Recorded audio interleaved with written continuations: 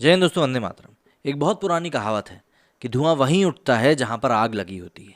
मतलब ऐसा बहुत कम देखने के लिए मिलता है ना कि भाई बिना आग के ही धुआं उठ रहा हो। अब इस समय मुंबई में जो कुछ भी चल रहा है, जिस तरीके से आर्यन खान ड्रग केस ने पूरी पलटी मारी, और जहां एक समय आर्यन खान के बारे में सिर्फ बातें चल रही थी, ठीक वैसे ही नवाब मलिक के आरोपों के बाद एनसीबी और खासतौर पर समीर वानखेड़े जो है वो कटघरे में आके खड़े हो गए। इसी के साथ नवाब मलिक ने कई सारी ऐसी चीज़ें भी सबके सामने रखी जो कि मतलब संदेह पैदा करने के लिए काफ़ी थी, और हुआ भी वही। इसके बाद एनसीबी ने खुद ही अपने अफसर के खिलाफ जांच खोल दी है और अब समीर वानखेड़े की जांच की जा रही है।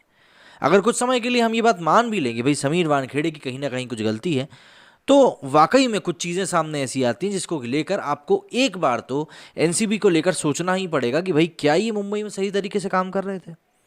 देखिए, हर सिक्के के दो पहलू होते हैं। अगर हम सिर्फ एक ही तरफ की कहानी की तरफ ध्यान देते रहेंगे तो शायद कहीं ना कहीं हम भी बायस्ड हो जाएंगे कि नहीं यार, मतलब हम तो बिल्कुल पागलों की तरह सिर्फ एक ही पॉइंट देख रहे हैं।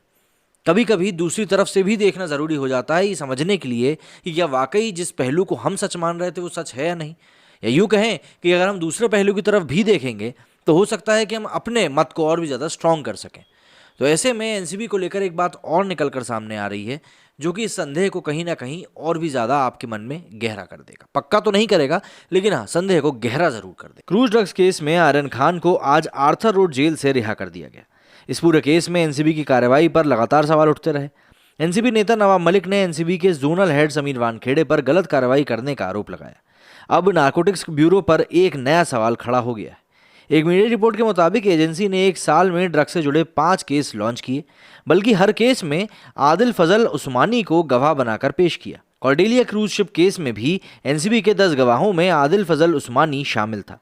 उसके अलावा केपी गोसावी और मनीष भानुशाली को लेकर भी एनसीबी पर सवाल उठाए गए। गोसावी जो कि अब पुलिस की गिरफ्त में है, जबकि भानुशाली के बीजेपी से कनेक्शन है। वहीं एक गवाह प्रभाकर सैल ने समीर वानखेड़े पर ही आरोप लगाया है कि उनसे खाली पेज पर दस्तखत करवाए गए थे। इंडियन एक्सप्रेस की एक रिपोर्ट की माने तो एनसीबी अधिकारियों ने कहा है कि उन्हें जाने पहचाने गवाहों के पास ही जाना पड़ता है, क्योंकि ड्रग रेड के दौरान लोग कानूनी कार्रवाई से बचने के लिए सामने आने से कतराते हैं। इस बारे में कोर्ट कहता रहा है कि ऐसे गवाहों को बार बार इस्तेमाल करने का मतलब है कि वे पुलिस के अंगूठे के नीचे हैं और उन्हें इंडिपेंडेंट गवाह नहीं माना जा सकता। उस्मानी, गोसावी, भानुशाली और सैल के अलावा एनसीबी ने आब्रे गोमेज, वी वाईगनकर, अर्पण राणे, प्रकाश बहादुर, शोएब फैज़ और मुजम्मिल इब्राहिम को कॉर्डेलिया केस में गवाह बनाया था। इनमें से कुछ कॉर्डेलिया क्रूज के सिक्योरिटी स्टाफ मेंबर भी हैं। नवाब मलिक इस केस की शुरुआत से ही समीर वानखेड़े के काम करने के तरीकों पर सवाल उठाते रहे हैं। उन्होंने वानखेड़े को झूठा और फर्जी बताया था। उन्होंने कहा था कि एनसीबी ने क्रूज से कुछ लोगों को ही हिरासत में लिया, जबकि बाकी लोगों को जाने दिया। मलिक ने वानखेड़े पर बर्थ सर्टिफिकेट पोस्ट करके लिखा कि भाई समीर जो है वो दाऊद वानखेड़े है और वो एक फर्जी आदमी है। उसका बर्थ सर्टिफिकेट समीर दाऊद वानखेड़े के नाम से है। बर्थ सर्टिफिकेट में टैंपरिंग करके उनके पिता ने जो नाम बदला था उसके आधार पर कास्ट सर्टिफिकेट निकाला गया। उसके बाद दलित कैंडिडेट का हक मारकर वो एक आईआरएस ऑफिसर बन गए। अब नवाब मलिक ने जो आरोप लगाए हैं उनकी भी जांच चल रही है। मतलब ये दस्तावेजों से जो भी कुछ खिलवाड़ हुआ है उनको लेकर भी जांच चल रही है। लेकिन देखिए, बात एक बार सही है, क्योंकि कुछ वीडियोस भी उस क्रूज शिप के सामने आए थे जहां पर कि एक काफ़ी बड़े ड्रग माफिया की तस्वीरें भी सामने आई थी जो कि वहां पर मौजूद था।